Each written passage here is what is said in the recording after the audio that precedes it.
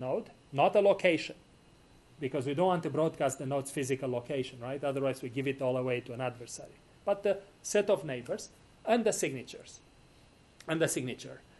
Now, what's going to happen is if periodically every node does that, some nodes would notice that they get two messages, at least two messages, with the same ID, different locators, different signature. What that means is that now for this particular node that has this ID, we got a collision, we got a replica, or at least a replica. So at that point, the detecting node, the node that detects collisions, the collision in ID, would tell everyone, look, we got a replica in the network, here are the two replicas, destroy all your keys if you share any keys with that node ID. So consequently, the replicas would be eliminated, so would the valid node, of course, because we couldn't tell what was a replica and what was a valid node, which is, of course, not the major problem that we want to solve. Okay, the problem with this protocol is that it requires order n square messages. And n square messages, when you have n 10,000, is going to be a fairly large number. And if we have even a fraction, a relatively small fraction of that, we are going to have a big problem. We want to reduce the number of messages by at least a square root of n, a factor of square root of n. Because 10 to the 8th messages is going to kill the battery of any network in no time. So a more realistic protocol here is going to be a protocol which establishes an emergent property. And this is going to be a probabilistic protocol. In other words, detection is not going to be perfect, like in the naive case. So here, each node, again, broadcasts an ID, a set of neighbors, which we call the locator, and the signature of the ID and the set of neighbors. But now it's going to broadcast this to G randomly picked nodes. So if I'm a node, I'm not going to broadcast this to everybody. I choose randomly G nodes in the network. G could be, say, 7, 8, 10, possibly slightly more. And I broadcast my ID, locator, and signature to them. Furthermore, what I'm going to do, I'm going to insist that everyone along the broadcast paths to the witnesses, to this G witnesses, stores the broadcast. So what's going to happen is we're going to have collisions not just in the witnesses. We have collisions of the witnesses between IDs, usually via the birthday paradox.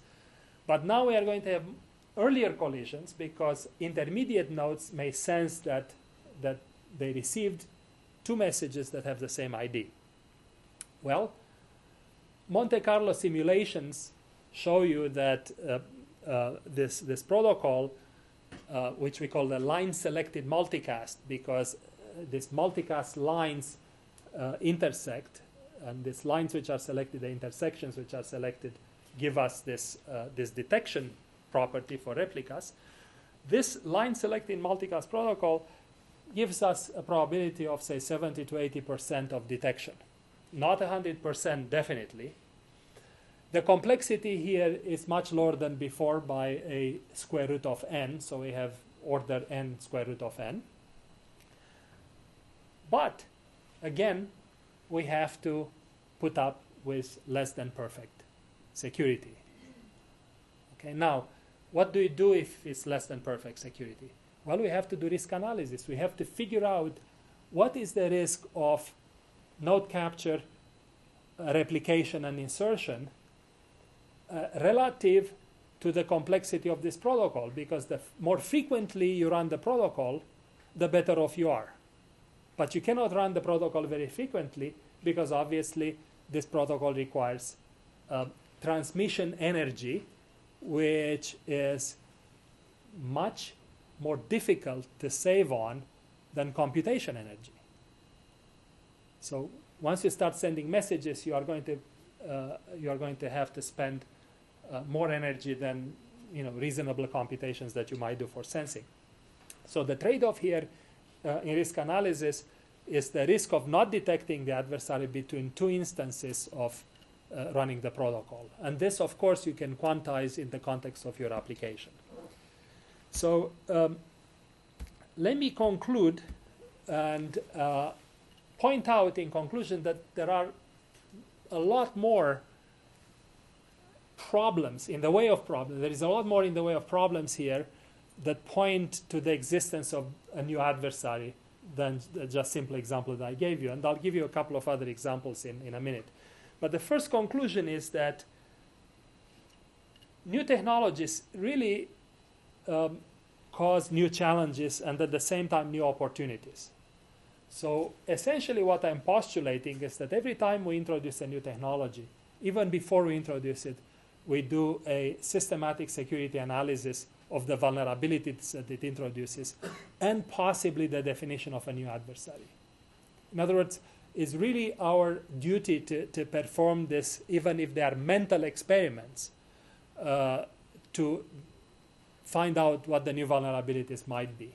Unless we do this, we are going to deploy new systems with vulnerabilities not encountered before that might be very difficult to fix afterwards. And in between, we are going to have to use old protocols that are not specifically designed for the vulnerabilities that we are talking about. Second point is countermeasures.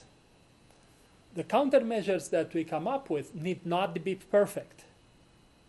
In the past, particularly people who worked on formal specification and verification techniques sought perfect solutions. In other words, sought proofs of countering the adversary effect in the system.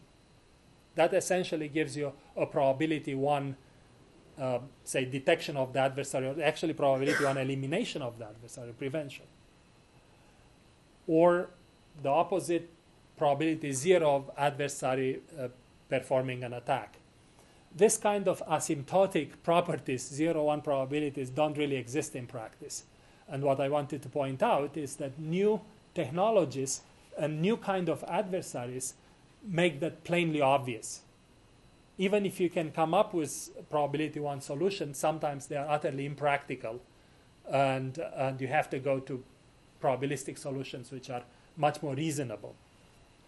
So we must accept this notion that some of our security countermeasures are going to be probabilistic, and we must accept the idea of performing risk analysis. In other words, we have to institutionalize this in this idea in our security posture in the future, whether we like it or not. And this is going to be a change of mindset for a lot of us, who, particularly in the academia, who have been used to the idea that we actually produce perfect solutions.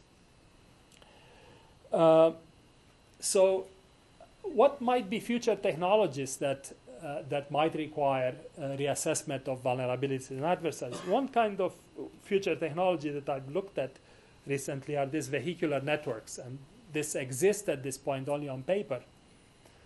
But they pose certain interesting challenges. So a vehicular network consists of two components.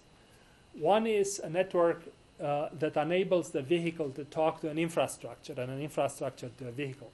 Very simply, imagine a radio-equipped vehicle and even an 802.11 equipped vehicle that talks to base stations on the road, which might be attached to billboards or to various road signs.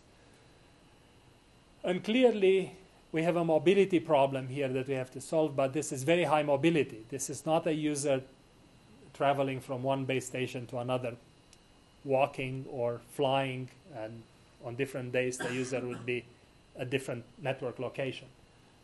This is a network in which the mobility of the nodes is very high speed mobility. Secondly, we also have an ad hoc network